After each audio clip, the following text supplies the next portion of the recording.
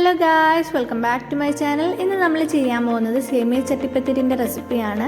അപ്പോൾ ഈ ഒരു റെസിപ്പി ചെയ്യുന്നത് ഞാനല്ല, എൻ്റെ കസിനാണ്. അപ്പോൾ നമുക്ക് എങ്ങനെ ഈ ഒരു റെസിപ്പി പെട്ടെന്ന് ഒരു ചട്ടിപ്പത്തിരി നമുക്ക് റെഡിയാക്കാൻ നോക്കാം. അപ്പോൾ ആദ്യം തന്നെ നമ്മളിവിടെ നെയ്യിൽ കുറച്ച് കാഷ്യൂനട്ടും കിസ്മിസും റോസ്റ്റ് ചെയ്തെടുക്കുന്നുണ്ട്.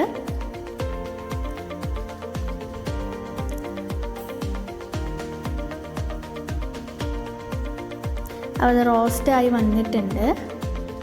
നമ്മൾ ഈ ഒരു നെയ്യിൽ തന്നെ നമ്മൾ സേമിയ റോസ്റ്റ് ചെയ്തെടുക്കുകയാണ് ചെയ്യുന്നത് അടുത്തത്. അപ്പോൾ സേമിയ റോസ്റ്റഡ് സേമിയ ആണെന്നുണ്ടെങ്കിൽ നമ്മൾ റോസ്റ്റ് ചെയ്തെടുക്കേണ്ട ആവശ്യമില്ല. അപ്പോൾ ഞാനത് റോസ്റ്റ് ചെയ്യാത്ത സേമിയാണ് ഉപയോഗിച്ച്, അതുകൊണ്ട് നമ്മൾ ഒന്ന് റോസ്റ്റ് ചെയ്തെടുക്കുക. നന്നായിട്ടൊന്ന് ഇളക്കി കൊടുക്കുക.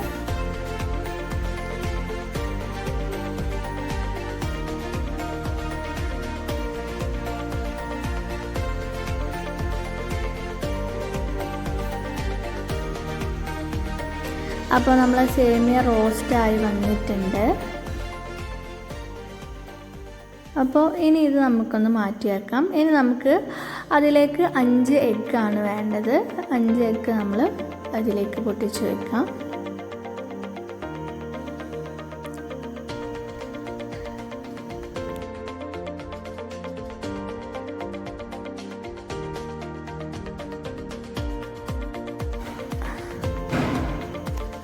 അപ്പോൾ നമ്മൾ ഇതിലേക്ക് ഒരു ഗ്ലാസ് മിൽക്ക് ഒഴിച്ചു കൊടുത്തു.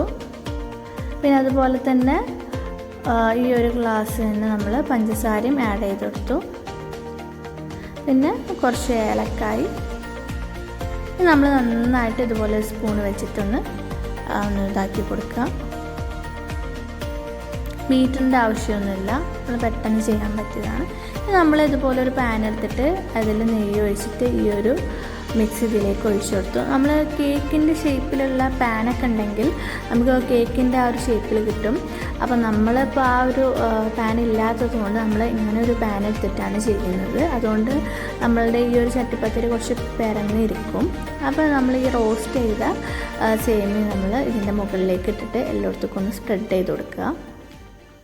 നമ്മൾ ഈ ഒരു മുട്ടയുടെ ഈ ഒരു മിക്സ് കുറച്ച് കുറുക്കിയതിന് ശേഷമാണ് നമ്മൾ ഈ ഒരു സേമിയയുടെ മിക്സ് ഇതിൻ്റെ മുകളിലേക്ക് ഇട്ട് കൊടുത്തത്.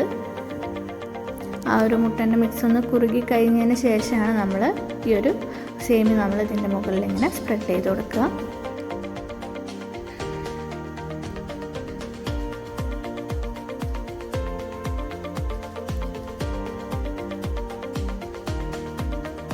നമ്മൾ ഇനി ഇതുപോലെ ഇങ്ങനെ കുറച്ച് ബാക്കിയുള്ള സേമിയ ഇതുപോലെ മുകളിലേക്ക് ഇങ്ങനെ നമ്മൾ ഇങ്ങനെ ഫില്ല് ചെയ്ത് കൊടുക്കുക. ഇനി നമ്മുടെ അടുത്തുള്ള കിസ്മിസും കാഷ്യൂനട്ടൊക്കെ ഇതിൻ്റെ മുകളിലേക്ക് ഇങ്ങനെ ഇട്ട് കൊടുക്കുക.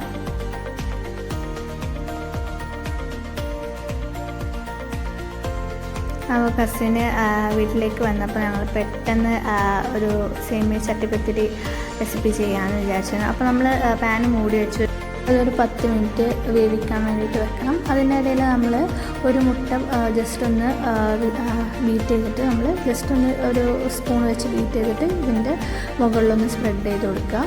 ഒരു മുട്ട മാത്രമേ നമ്മൾ യൂസ് ചെയ്തിട്ടുള്ളൂ. അതിൻ്റെ മുകളിലേക്ക് ഇങ്ങനെ ഒന്ന് പരത്തി കൊടുക്കുക. അപ്പോൾ കുറച്ചും കൂടി കാഷ്യൂനട്ടും കിസ്മിസും ഇട്ടിട്ട് നമ്മൾ ഒന്നും കൂടി മൂടി വെച്ചിട്ട് ഇതാക്കുക.